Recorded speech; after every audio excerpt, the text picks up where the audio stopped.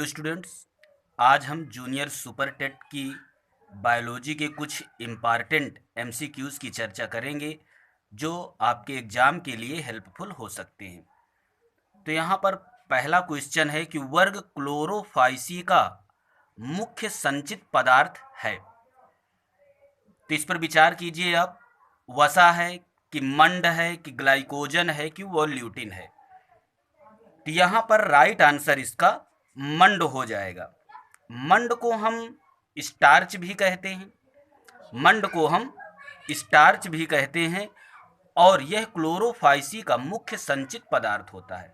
अब यहाँ पर पॉइंट ये समझना है कि क्लोरोफाइसी क्लोरोफाइसी क्या है। तो ये शैवालों का एक वर्ग है।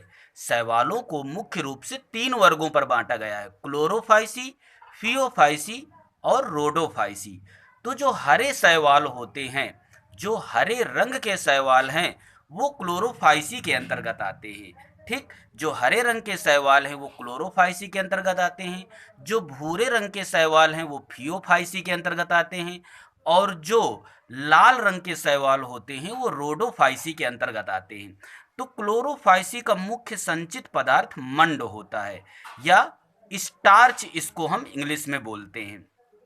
ठीक, अब क्लोरोफाइसी हरे शैवालों का ये वर्ग है। तो हरा शैवाल जो है उनका हरा रंग किसके कारण होता है? तो हरा रंग उनका क्लोरोफिल ए और क्लोरोफिल बी के कारण होता है। ठीक, क्लोरोफाइसी में जो हरा रंग मौजूद होता है वह क्लोरोफिल ए और क्लोरोफिल बी के कारण होता है। क्लोरोफिल बी जो है वो केवल क्लोरोफाइसी में मिलेगा, लेकिन क्लोरोफिल जो ए होता है वो सभी शैवालों पर मिलता है। याद रखना, क्लोरोफिल बी जो होता है वो केवल क्लोरोफाइसी में या हरे शैवालों पर पाया जाता है। नेक्स्ट है, निम्न में कौन सा ब्रायोफाइट मृतोपजीवी होता है?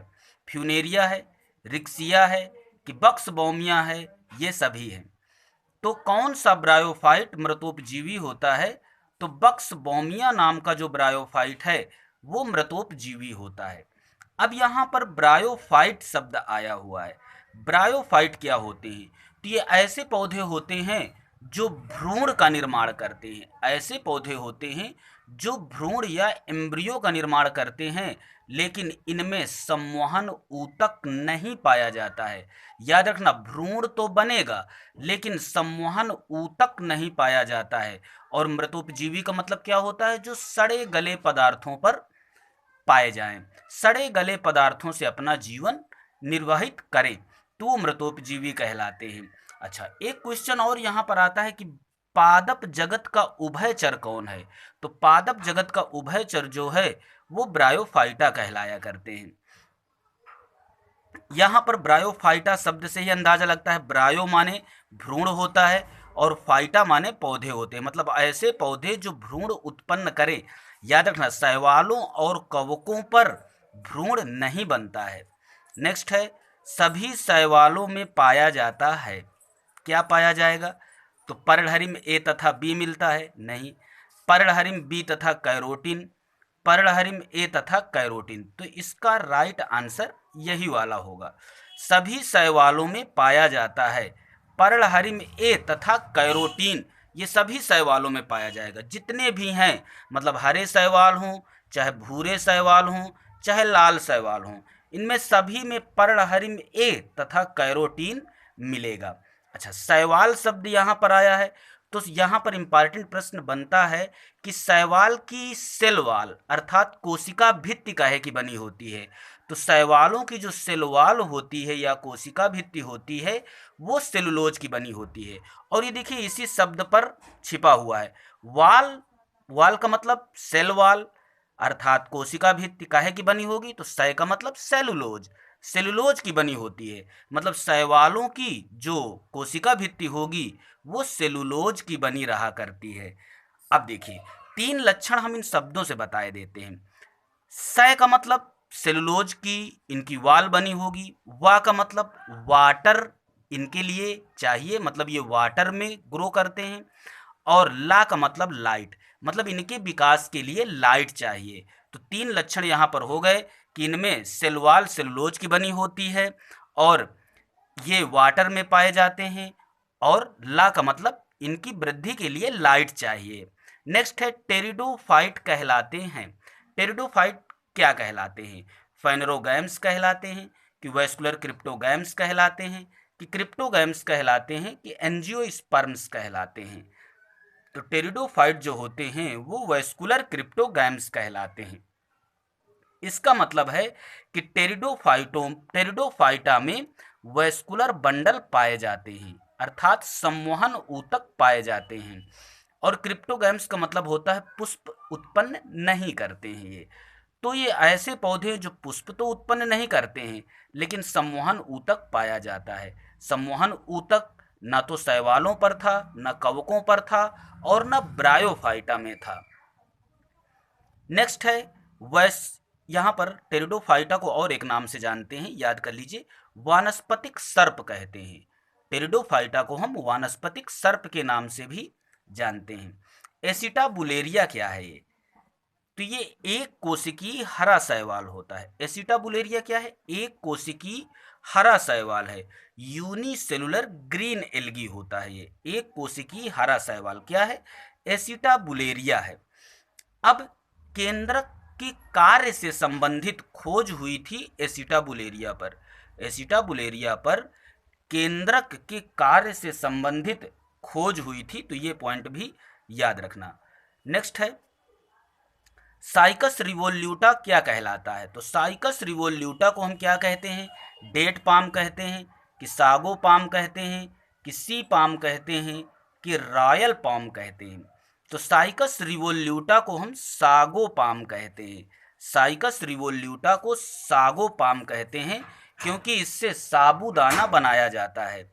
क्योंकि इससे साबूदाना बनाया जाता है। साइकस रिवोल्यूटा को हम सागो पाम कहते हैं क्योंकि इससे साबूदाना बनाया जाता है। अब साइकस कैसा पौधा है? तो साइकस जिम्नोस्पर्म या अनावृत बीजी पौधा होता है। ये अनावृत बीजी का मतलब इनके बीज या बीजांड जो होते हैं वो नग्न होते हैं। साइकस को हम जीवित जीवाश्म भी कहते हैं। नेक्स्ट है दोहरा निषेचन पाया जाता है। दोहरा निषेचन किस में पाया जाता है? दोहरा निषेचन को हम डबल फर्टिलाइजेशन कहते हैं। तो किस में मिलेगा? ब्रायोफाइटा में, कि टेरिडोफाइटा में, कि आवृत बीजी में, कि अनावृत बीजी में? तो दोहरा निषेचन जो होता है वो आवृत बीजी में मिलता है, याद रखना। आवृत बीजी अर्थात एंजियोस्पर्म में दोहरा निषेचन पाया जाता है। अब यहाँ से नया प्रश्न बनता है कि दोहरे निषेचन की खोज किसने किया था? तो नवासिन नामक वैज्ञानिक ने दोहरे निषेचन की खोज किया था। ठीक, और ये केवल आवृत बीजी पौधों में पाया जाता है। नेक्स्ट है जीवित जीवाश्म का उदाहरण है। लिविंग फॉसिल कहते हैं इनको। जीवित जीवाश्म का मतलब लिविंग फॉसिल। तो कौन है जीवित जीवाश्म? गिंगो बाइलोबा, पाइनस, कमल या नीटम? तो इसका राइट आंसर है गिंगो बाइलोबा। गिंगो बाइलोबा जीवित जीवाश्म है, लिविंग फॉसिल। ये लिविंग फॉसिल क्या होते हैं? लिविंग फॉसिल का मतलब कि ये एक निश्चित दायरे पर पाए जाते हैं। एक निश्चित दायरे पर मतलब एक निश्चित स्थान पर पाए जाएंगे। हर जगह पर इनकी उपस्थिति नहीं होती है, हर स्थान पर ये नहीं मिलेंगे। तो जीवित भी हैं और बहुत कम मात्रा में मिल रहे हैं, इसलिए जीवाश्म भी हैं। तो जीवित जीवाश्म का उदाहरण गिंगो बाइलोबा है, और ऊपर अभी हमने बताया साइकस भी है जीवित जीवाश्म का उदाहरण। गिंगो बाइलोबा और साइकस ये दोनों क्या हैं? जिम्नोस्पर्म होते हैं, अनावृत बीजी पौधे होते हैं। नेक्स्ट है किस प्रकार के शैवाल केल्प कहे जाते हैं? तो भूरे समुद्री शैवाल जो होते हैं वो केल्प कहे जाते हैं। और केल्प सबसे बड़े शैवाल होते हैं, विशालकाय शैवाल होते हैं ये क्वेश्चन आ सकता है, एनसीईआरटी में दिया हुआ है। 11th की बायोलॉजी की एनसीईआरटी ये बताती है कि केल्प जो हैं वो विशालकाय समुद्री शैवाल होते हैं। तो किस प्रकार के शैवाल केल्प कहे जाते हैं? तो भूरे समुद्री शैवाल जो होते हैं वो केल्प कहे जाते हैं। अच्छा, भूरे शैवाल अर्थात ब्राउन एल्गी किस में आते हैं? तो ये फियोफाइसी वर्ग में आते हैं और ज़्यादातर ये समुद्री ही होते हैं। नेक्स्ट है आयोडीन प्राप्त होता है। आयोडीन कहाँ से प्राप्त होता है? तो आयोडीन जो होता है वह लैमिनारिया से प्राप्त होता है। लैमिनारिया नामक एक शैवाल है, ब्राउन एल्गी है, ये भूरा शैवाल है, समुद्र में पाया जाता है और इससे आयोडीन प्राप्त होती है। अगर पूछ लिया जाए कि ब्रोमीन किससे प्राप्त होती है, तो ब्रोमीन लाल शैवालों से प्राप्त होती है। आयोडीन जो प्राप्त होती है वो भूरे शैवालों से, नाम क्या है, लैमिनारिया से प्राप्त होती है। ठीक। चाय में लाल रस्ट पैदा करता है, चाय में रेड रस्ट पैदा करता है कौन सा शैवाल, तो जू क्लोरेला, कि सिफेल्यूरास, कि स्पाइरोगाइरा, यूलोथ्रिक्स। तो चाय में लाल रस्ट, रेड रस्ट पैदा करता है कौन, सिफेल्यूरास। सिफेल्यूरास ये लाल रस्ट रोग पैदा करता है चाय में।